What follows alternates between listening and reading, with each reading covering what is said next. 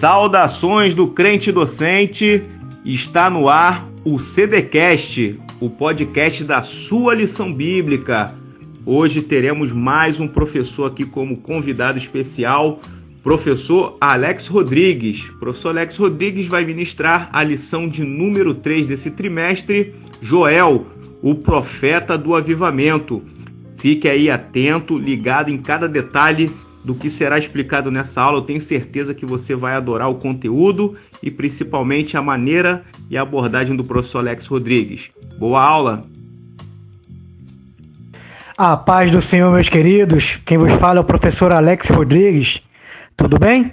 Bem, dando continuidade ao nosso estudo da nossa Lições da Palavra de Deus número 39, cujo tema Mensageiros de Deus em tempo de crise e de restauração. Estamos estudando os profetas menores. A aula de hoje, a lição de número 3, cujo título, Joel, o profeta do avivamento. Muito bem.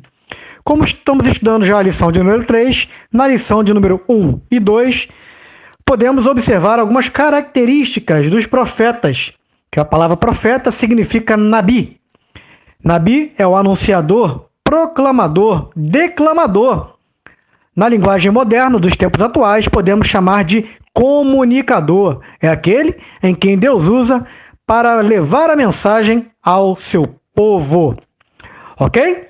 O texto bíblico básico da nossa lição de número 3 encontra-se em Joel, capítulo 2, versículos 1, 13, 15 a 17 e 28 ao versículo 31.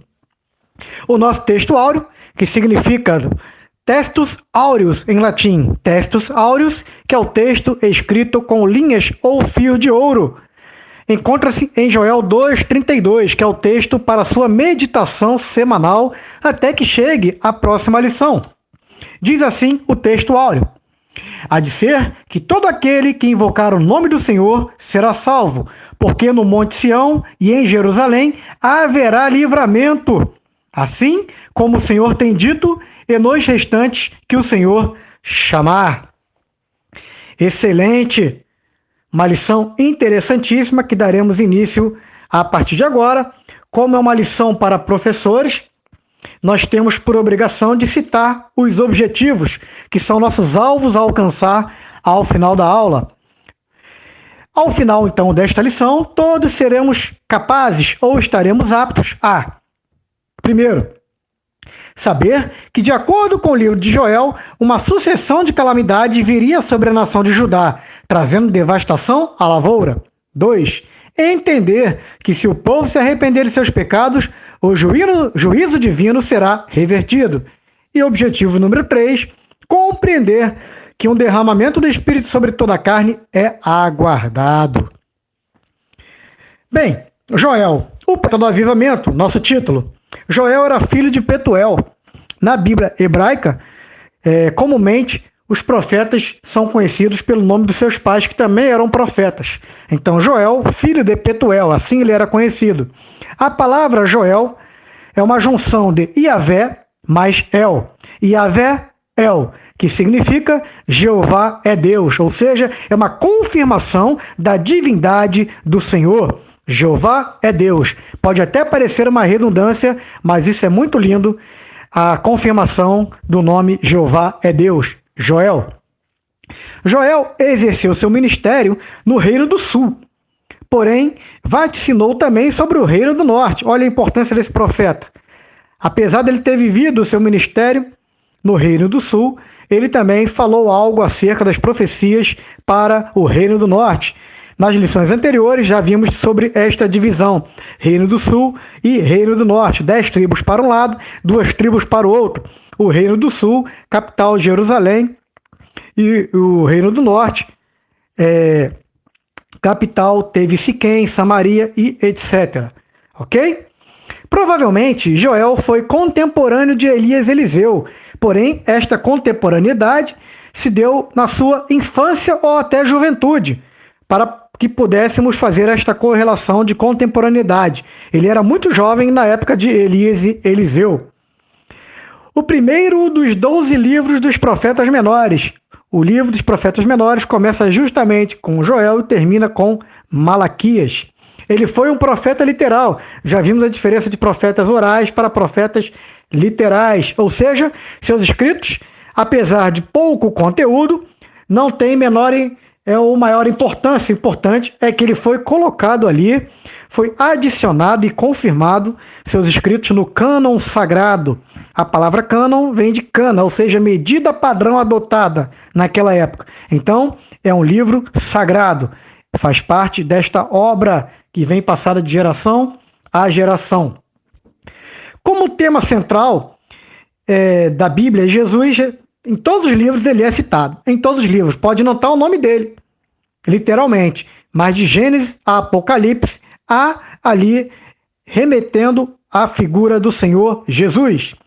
E no livro de Joel, mais especificamente, o Senhor Jesus, ele é tratado como um restaurador. Então, o profeta Joel ali representando a figura do Senhor Jesus como um restaurador. E Joel foi responsável por proclamar a mensagem do juízo divino. Isto é muito importante, proclamar a mensagem do juízo divino. Muito bem? Vamos falar das 4 divisões do livro. Fazendo algum estudo em outras literaturas, pesquisas de internet, em alguns sites sérios e etc., eu me deparei com algumas divisões diferentes do que o autor trouxe. Porém, ao ler as divisões, 4, 3 e 2 divisões, dependendo do autor, que faz estudo sobre o livro do profeta menor Joel,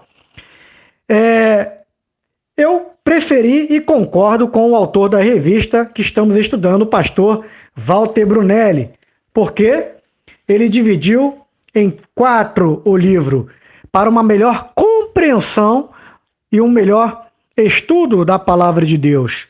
Então, concordando aí com a divisão. Mas você pode fazer uma pesquisa mais apurada, como um professor, um docente, e se deparar com divisões diferentes do que o autor trouxe. Então, já estou adiantando para você, nosso ouvinte, que o livro pode ser dividido para fins didáticos de várias maneiras, e o autor Walter Brunelli preferiu dividir em 4, e eu concordo plenamente com o autor da revista.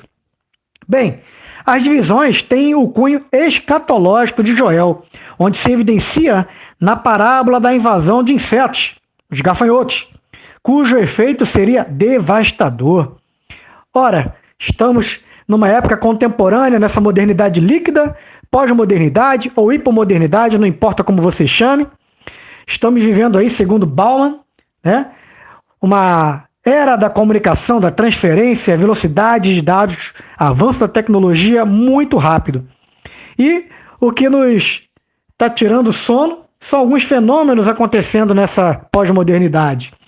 E agora estamos evidenciando na mídia algumas notícias acerca de invasão, nuvem de gafanhotos no sul do país, no cone sul do nosso continente, principalmente Uruguai, Argentina, e ameaça os nossos estados do sul, principalmente o Rio Grande do Sul.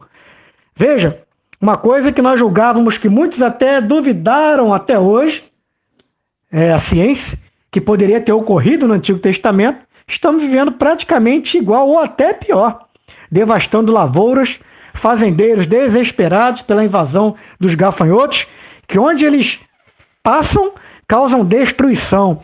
Frutas, verduras, leguminosas e etc. Tudo perdido e o efeito devastador. Bem, para ilustrar o juízo divino, eles seguiam um estilo poético e dramático, que nós veremos a seguir através da ilustração da devastação pelos gafanhotos, que foi um prenúncio de invasões. E que invasões foram essas? Essas invasões, mais especificamente falando, foram um total de 4, significando aí a devastação pelos gafanhotos no livro do profeta Joel. Bem, a primeira invasão foi a invasão assíria. Os assírios tomaram o reino do norte, cujo citamos no início desta aula sobre a divisão dos reinos. E os assírios, podemos ter uma característica interessante desse povo, que realmente foram devastadores. Eles acabaram com o Reino do Norte em sua totalidade. Eles eram cruéis, torturadores e assassinos, piores bárbaros da época. A Síria, cuja capital Nínive era mais temida como os povos da antiguidade. Aproximadamente, esta invasão ocorreu 722 anos antes de Cristo. A segunda invasão, representando ali a invasão dos gafanhotos, foi a invasão babilônica. Os babilônicos, melhor dizendo, invadiram o Reino do Sul, composto por Judá e Benjamim, cuja capital, Jerusalém. Reino do Sul não foi completamente devastado, não, porque já foi promessa, nós vamos estudar isso de acordo com os próximos estudos dos profetas. Sobreviveram, mas passaram uma grande luta por 70 anos nas mãos dos babilônicos. E justamente eles aguardavam o Messias para a salvação do seu povo. Até hoje, os judeus chamam o rei Ciro persa como Ciro Mexiá, ou seja, Ciro, o Messias, o grande salvador e libertador do povo judeu das mãos dos babilônicos. Isto ocorreu aproximadamente, a invasão babilônica, 596 anos antes de Cristo. A terceira invasão, temos a invasão grega, muito difundida nos livros de história. A invasão grega também foi uma invasão característica de domínio do império, de um grande império que estava se expandindo rapidamente na época. Porém, a característica desse império era, se o povo concordar em ser dominado pelo seu rei, seu imperador, no caso na época Alexandre o Grande, eles deixariam sobreviver e ter as mesmas suas religiões, porém teriam que pagar impostos e dever ali obediência ao Império Grego. A invasão grega ocorreu 333 anos antes de Cristo. Após a invasão grega, os gregos se enfraqueceram pela morte de Alexandre. O reino foi dividido em 4, 2 grandes reinos e 2 reinos menores. Isto enfraqueceu a civilização grega. Aí entra em cena a quarta invasão, representando ali os gafanhotos pelo profeta Joel, a invasão romana. A invasão romana também foi uma invasão muito cruel e sanguinária. Ocorreu aproximadamente 165 anos antes de Cristo, cujo tema principal é o nascimento do Senhor Jesus durante esta invasão. Está aí as 4 invasões cujo profeta Joel vai se referir nas suas profecias, nos seus vaticínios, para representar a invasão dos insetos da nuvem devastadora de gafanhotos. Muito bem, dando prosseguimento aos tópicos da revista, do autor Walter Brunelli, falaremos agora do derramamento do Espírito Santo. Joel, capítulo 2, versículo 28, ele vai se harmonizar totalmente com o livro de Atos no Novo Testamento, capítulo 2, versículos 16 ao 21, onde podemos enfatizar que os jovens terão sonhos, os velhos terão visões, etc. Porém, temos que ter muito cuidado com a análise e o estudo deste livro. O Antigo Testamento, nós sabemos que o Espírito Santo não habitava nas pessoas. Ele vinha, tomava posse e depois ele saía, conforme Deus ordenava. Hoje nós temos o grande privilégio do derramamento do Espírito Santo, onde o Espírito Santo habita em nós. Então, pelo Novo Testamento, nós temos listas de dons espirituais, principalmente os dons espirituais do livro de Coríntios, onde nós temos uma relação de pelo menos 9 dons importantes espirituais. E estes dons realmente eles vão se harmonizar com o profeta Joel, da mesma forma que Atos capítulo 2, versículo 16 ao 21. Agora, o que nos traz uma grande preocupação é a difusão errônea da explicação desses dons de Joel. Por exemplo, quando diz que jovens terão visões, velhos terão sonhos, não podemos afirmar que seria um dom espiritual, o dom de sonhar e depois interpretar esse sonho. Mas José sonhou e depois teve a interpretação. Casos raros, casos como exceção, não valem de regra para a teologia.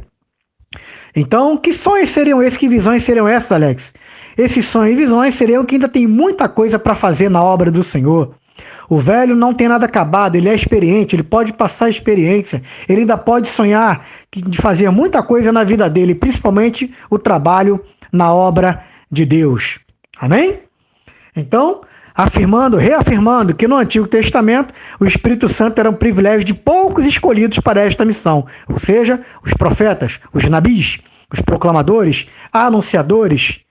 E já para nós no Novo Testamento, todos nós estamos aptos a receber o Espírito Santo a partir do momento em que levantamos a mão e aceitamos o nosso Senhor Jesus como único e suficiente Salvador. A partir daí, devemos pedir o revestimento de poder, ser batizados com o Espírito Santo, para Deus derramar os dons conforme a vontade dele, para a obra que ele nos capacitou. Amém? Muito bem, próximo tópico, o grande e terrível Dia do Senhor, também conhecido no meio teológico como Dia da Angústia de Jacó, ou mais conhecido ainda por todos como o Dia da Grande Tribulação. Vou ler para os irmãos rapidamente Apocalipse capítulo 6, versículo 12. Diz assim a palavra do Senhor: E havendo aberto o sexto selo, olhei, e eis que houve um grande tremor de terra, e o sol tornou-se negro, como saco de cilício, e a lua tornou-se como sangue. Ora, lendo Joel, capítulo 2, versículo 31, é o mesmo texto, totalmente harmonizado, onde vai relatar ali o escurecimento do sol e a transformação da lua em sangue, eventos catastróficos da natureza, onde marcam o evento da grande tribulação. E essa lua de sangue, fazendo um estudo mais apurado, identifiquei que pessoas que trabalham com magia negra, bruxaria, não importa se é bruxaria branca, como dizem, que existem também, qualquer tipo de feitiçaria, eles dizem que esperam o grande dia da lua de sangue, que é o dia em que os seus deuses, supostos deuses, tomarão conta desta terra. Veja, os próprios demônios, eles aguardam o dia que acontecer este grande evento, para que os demônios sejam soltos durante a grande tribulação. Porém, não devemos nos preocupar com nada que ocorra durante a grande tribulação, porque a Bíblia nos garante que nós não estaremos mais nesta terra, já teremos subido para habitar com o Senhor Jesus. Amém? Para poder julgar ao lado do nosso Rei. Poderemos cear com ele, entoar louvores, pois não no sofrimento que é durante a grande tribulação. Joel, capítulo 1, versículo 15, fala que esse período de tribulação será uma grande gravidade, ou seja, um período gravíssimo, que nós sabemos, lendo os textos que vão ali integralizar para a elaboração de qualquer estudo escatológico, lendo Joel, lendo Daniel, lendo Jeremias, lendo Marcos e principalmente o Apocalipse, nós entendemos que esse período ele tem um período enganoso de 3 anos e meio e depois sim começa os outros 3 anos e meio, formando os 7 anos da grande tribulação, onde essa segunda parte dos 3 anos e meio será de choro e ranger de dente para a humanidade em que não for arrebatada pelo Senhor Jesus. Diz ainda, lá no versículo 15, que é o dia que ainda chegaria, ou seja, é a prova de que Joel não estava falando para aquela época, para aquele contexto atual do Reino do Sul. Seria uma coisa vindoura, ou seja, uma coisa para o futuro. E ele confirma ainda no versículo 15 que é dividido em 3 partes. A gravidade do período, que ele chegaria no futuro e que seria um período de grande destruição para toda a face da terra. Ou seja, concordando plenamente com o livro de Apocalipse. Quarto e último tópico, o descanso no milênio. Bem, a palavra milênio já significa, todos nós sabemos, 1000 anos. Na sequência dos 3 capítulos de Joel, como disse, profeta menor não pela sua estatura, mas pelo conteúdo pequeno, porém importante. 3 capítulos apenas, Joel relata um tempo de fartura sobre a terra na pós-tribulação. Ele vai falar ali, a partir do capítulo 2 e até chegar no capítulo 3, que após o período da grande tribulação, teremos um período de 1000 anos sobre fartura na terra. Esse período será o que Apocalipse confirma, que Satanás será preso por 1000 anos, ou seja, a dispensação do milênio. Na dispensação do milênio, o Senhor Jesus governará com os santos, conosco, durante 1000 anos. Após esse período de 1000 anos, Satanás será novamente solto para ser julgado e ser preso por toda a eternidade. Podemos confirmar? Vou ler rapidamente Apocalipse capítulo 20, versículo de 1 a 4. Apocalipse 20, de 1 a 4. E vi descer do céu um anjo que tinha a chave do abismo e uma grande cadeia na sua mão. E ele prendeu o dragão e a antiga serpente, que é o diabo e Satanás, e amarrou por 1000 anos, e lançou no abismo, e ali encerrou e pôs selo sobre ele, para que mais não engane as nações, até que 1000 anos se acabem, e depois importa que seja solto por um pouco de tempo. Confirmando aí o livro de Apocalipse, escrito mais de 2000 anos após o livro de Joel, confirmando toda a palavra profética do profeta objeto de estudo da nossa lição. Confirmamos em Apocalipse 20, de 1 a 4, o que diz a palavra em Joel, capítulo 2, versículo 18 a 26, e Joel, capítulo 3, versículos 17 ao 20. Ora, período de fartura sobre a terra vai acontecer, nós vamos reinar com o Senhor e vamos aproveitar esse período. Período de alegria no Senhor. Estaremos ao lado do Senhor, com Satanás preso, a nação não será mais enganada e estaremos ali sobre o governo do nosso Senhor Jesus. O povo de Deus não será mais envergonhado, jamais, nunca mais, nem envergonhado e nem enganado. E ainda, estudando ali o livro de Joel, capítulo 2, capítulo 3, entendemos que o futuro de Sião será glorioso, graças a Deus pela sua palavra. Muito bem, chegamos ao fim desta singela lição. Espero que tenha contribuído, provocado nos irmãos o desejo, a vontade de se aprofundar nos estudos dos profetas menores. Fique conosco. Neste trimestre tem muita coisa boa vindo por aí. Um grande abraço. Até a próxima, hein?